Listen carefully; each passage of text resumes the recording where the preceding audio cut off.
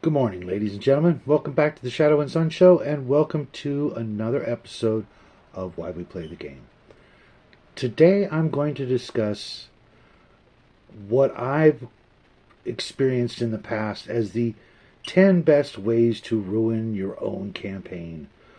Now, I'm guilty of some of these, but not all of these cardinal sins, and I'm going to try and avoid some of the more common ones, but I am going to touch on, like I said, 10 of the most common ways to ruin your own campaign for your players and for yourself. You are a participant in your own game. You may not be a player per se. Maybe you are running NPCs and doing your best to get into character for them and enjoy the ride, so to speak, at least from a passenger sort of view, but you're still there. You still want to enjoy the game, but you have to make sure you don't cross that fine line, and that is, in fact, one of the cardinal sins, that being being an NPC glory hog. It's too easy as a part, playing the part of an NPC to know things that the character wouldn't know, and it's even easier to save the day through knowledge or combat or prowess or ability, and that's really the part of the players. I've seen it before. I'm guilty of it. I've done it in the past, long ago, when I was a youngster, and putting in NPCs to help the party out, but too much help can be a bad thing. The players need to live and learn, to suffer from time to time through the inability to not succeed at everything. They really need to fail from time to time, and you can't be there to catch them when they do every single time. The occasional arrival of the cavalry is good for a story, but in a game, not so much, because then the players will constantly rely on that cavalry or that NPC, to come up with the answers. And as an NPC, you should never ever have the answers. Another one of the cardinal sins, it's actually kind of a two-parter: favoritism and discrimination. I've seen in the past dungeon masters favor one player character over the party more often than I can count, and I've seen the opposite, where a dungeon master just doesn't like the player in person, in real life, and therefore that unfortunate player and character gets the short end of the stick at every turn, and eventually the rest of the party is going to recognize it and wonder when it's their turn to be discriminated against, to be treated crappily by the DM because the DM's having a bad day. But sometimes even worse than that is the favoritism.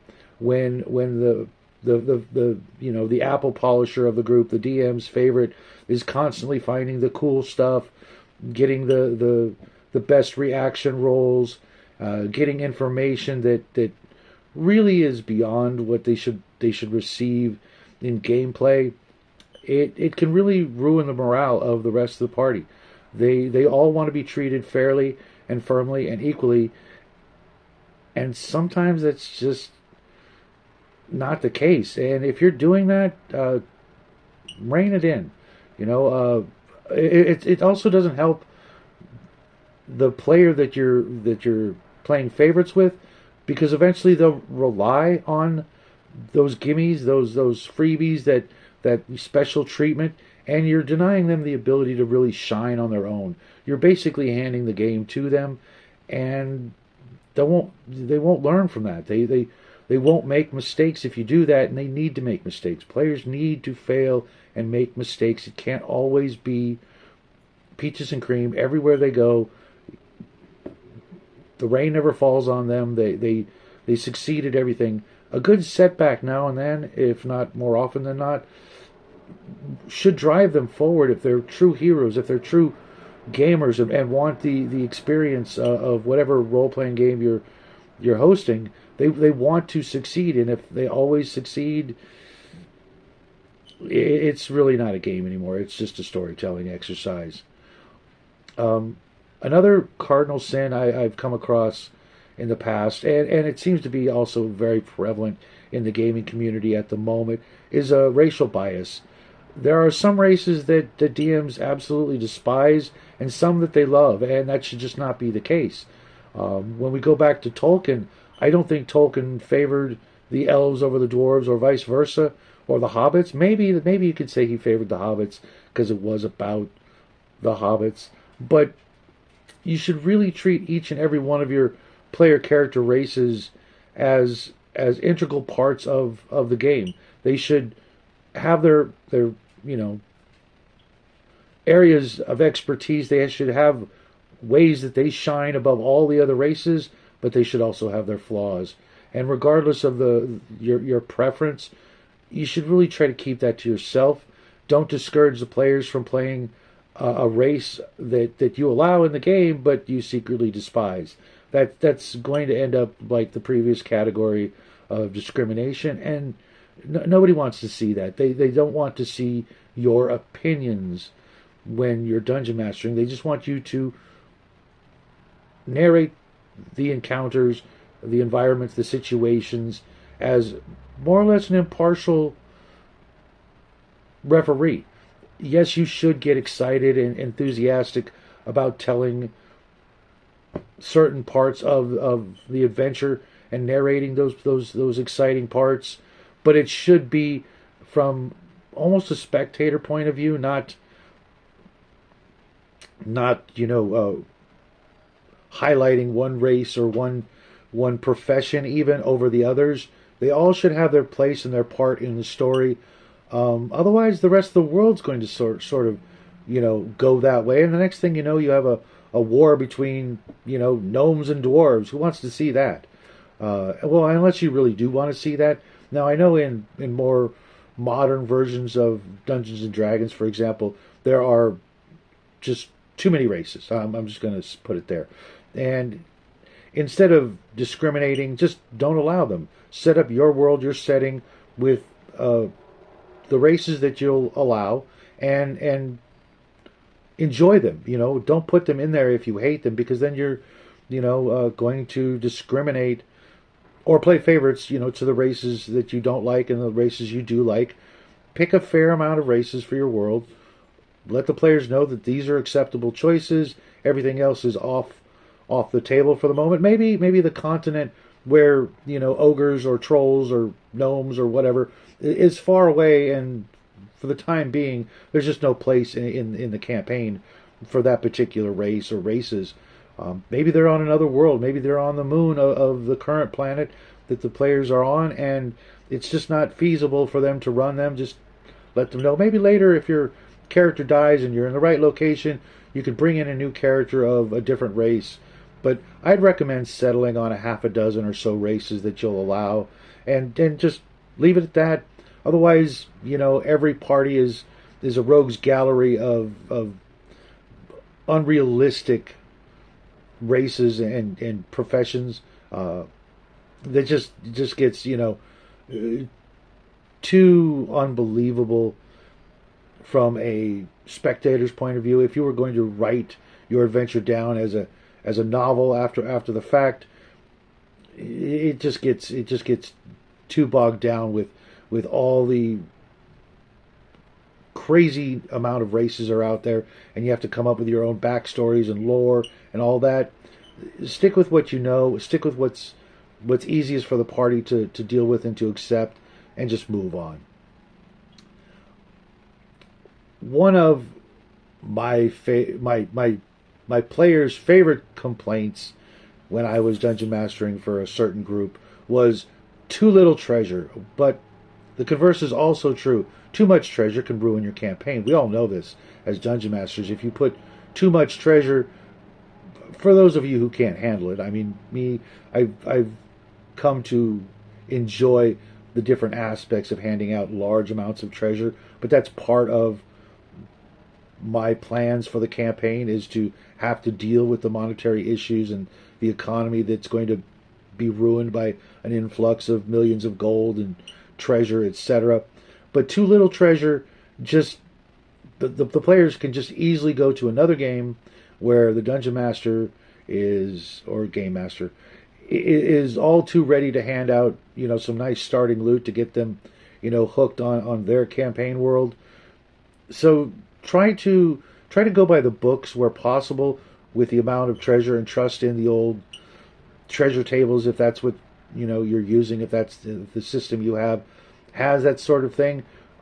The game designers probably put more thought into how much treasure these monsters should have, or how little, and go from there. Occasionally, it's nice to come across a nice rewarding haul of treasure, but a Monty haul, that may not be within your capabilities of handling, and the realism of the influx of that sort of windfall of treasure could really be detrimental to the campaign and to the players.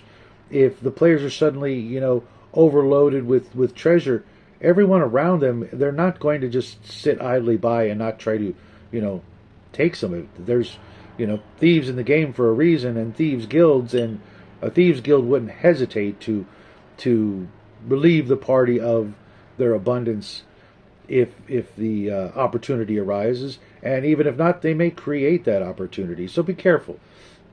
Make it a worthy adventure treasure-wise, but don't make it so worthy that it just ruins your entire campaign. Especially with magic items.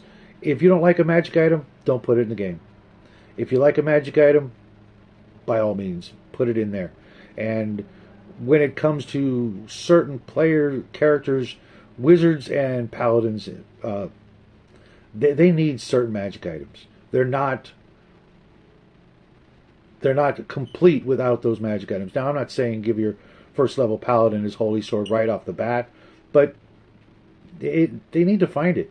Maybe after they've obtained their special warhorse or steed or what have you, but don't make them wait till the very end of the campaign where they're 19th or 20th level and finally they find their holy sword. That's just weak sauce. But the same goes for wizards.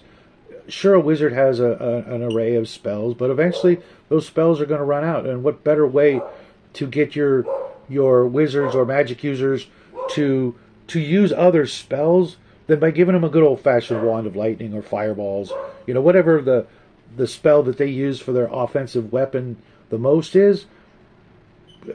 Clear that slot up for them. Give them, hand them out a decently charged wand to allow them to start picking up and memorizing those comprehend language spells, those other spells that help the party out, those armor spells, etc. Things like that will relieve them of their need to only cast the same old spells over and over and over again. The next category I'm going to go into is what I call poor combat. Every combat should be meaningful. I know there are going to be times where the players are going to mow through the combat, but make it meaningful. Don't just throw wandering monsters out there for the sake of throwing wandering monsters out there. Every encounter in most literature has effects that aren't realized until later sometimes, and that's the way I think a lot of combat should be. You may defeat the bandits, as a first level party, you defeated the bandits on your way to the dungeon, but some of those bandits should survive. Some of those bandits should come back for revenge. Some of those bandits had families who might, have relied on those bandits as a source of income and a source of survival, and you just wiped out, all 20 of them. There's going to be some repercussions. The same with orcs and goblins and vampires and what have you. Make each and every combat mean something, even if it's a quick combat. But if it's going to be a quick combat, use that opportunity to narrate it a little better if you can. Get into each and every swing and blow from the party and the foes that they're facing. Make it memorable. Don't just make it just another encounter with orcs. We slew another 25 orcs, no big deal. That gets boring, and it waters down the overall campaign. If we look again to Tolkien, every single combat that happened was incredibly memorable because it was the only one of its kind. Trolls were only a one-time thing in Tolkien's, 4 books. I'm not going to go into the Silmarillion because that's something for a long discussion later on down the road. But between The Hobbit and The Lord of the Rings, every single encounter and every single combat was so memorable. Not because he described each and every sword swipe like Robert E. Howard or Edgar Rice Burroughs, but because everything mattered. Everything was really important for the survival of the characters, and to call back later on, if you can't remember where you received a magic item because you fought so many mundane groups of monsters, it's easy to forget that they even happened, and where you received a certain piece of treasure and what it connected to and what was the lore behind it. Everything ties together and everything happens for a reason, and make it so. Make every single thing in your game have meaning and have importance for later on down the road. You never know when you might need a connection here and a connection there to tie loose ends up and to bring it all together, so that when the time comes and they fight the big bad guy, you can harken back to when they were first level or 7th level or something like that, and they can sort of relive that previous adventure and tie it in with the current adventure. Another let's keep with the motif here of cardinal sin is generic world settings. One of the reasons I stopped being a player was because of the generic world settings that I constantly came in contact with when I was first starting out. I pretty much went almost directly into game mastering, dungeon mastering, etc. But I would still get opportunities to go into other games. But more often than not, the world, I couldn't remember anything about it because they were so poorly described, with very little meaning, just one town after another, with everything being the same, the architecture, the people, just the entire blandness of a world can really, really bog down your game. Make new, exciting worlds out of each biome. Make each forest different. Make each mountain range ominous and impressive and memorable. Really get into the description of these places. Give the players a reason to remember where they were, where they've been, and not just another dot on the map. And when you go into making your maps, which we'll be going into later on, maybe this month, when we go back to world setting on the Cigar DM's channel, it's a topic my son and I really enjoy. And that's world building. Make your worlds memorable. Make each and every stop along the road of the adventurer's life something to remember, not just another boring town with a bunch of local yokels that you couldn't pick out of a crowd. Give the NPCs names and personalities and traits and quirks, and you don't have to go into the different voices if you're not up to it. Lord knows I'm not one for it. It's not one of my strong suits. I can do it from time to time, but I don't do it all the time, and I don't try to force it, because then, just like with bland NPCs, it can just become boring and common, or even just a joke for the players to laugh at. Not the effort, but the fact that every dwarf sounds the same, and every elf sounds the same, and every bartender sounds the same. Just make your worlds unique. Put the work into it, because it's really not that much work. It's really more a labor of love, or at least it should be. One of the last topics, and one of the last cardinal sins that I despise the most, is when a dungeon master removes the player's agency, when he takes over a character.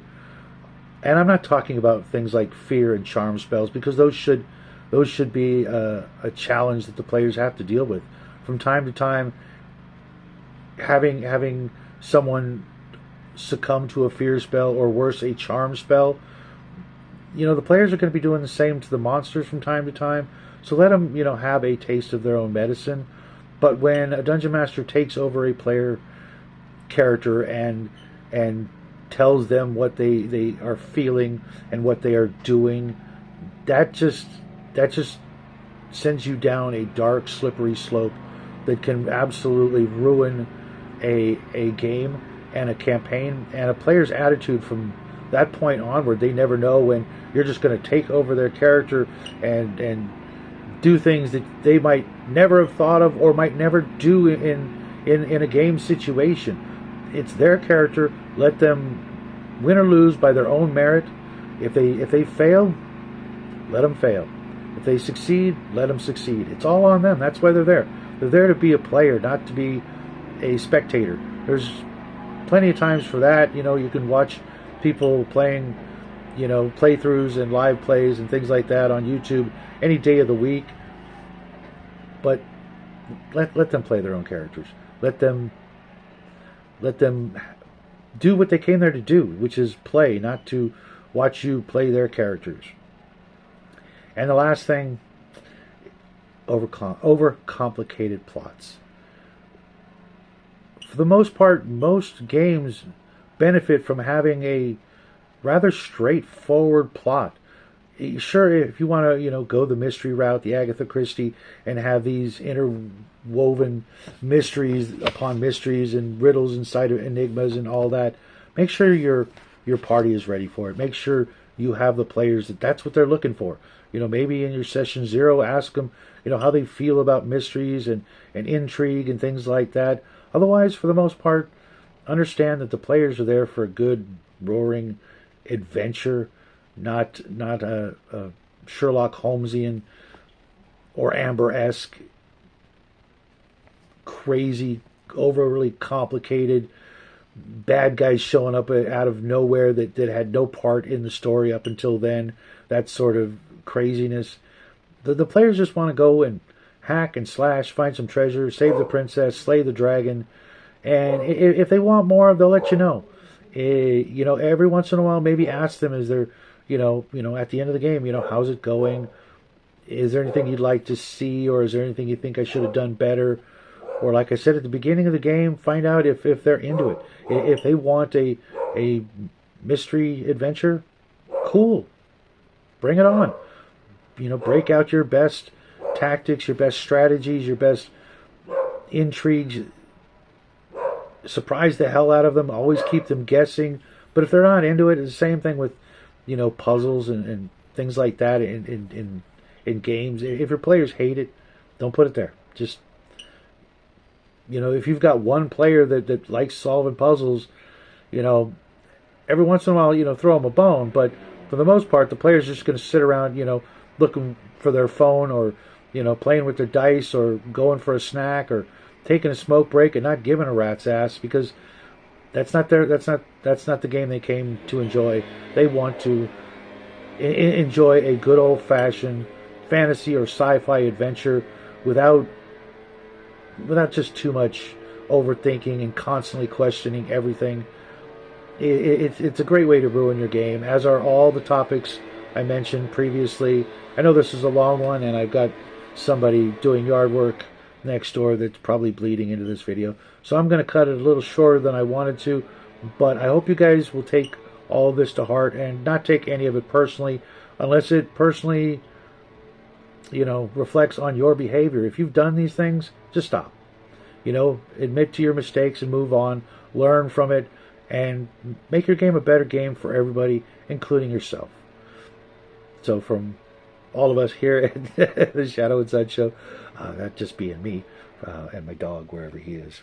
I hope you guys have a great day. I will see you guys later tonight on Gatekeepers, and I hope you guys have a great day, a great weekend. Until next time, happy trails.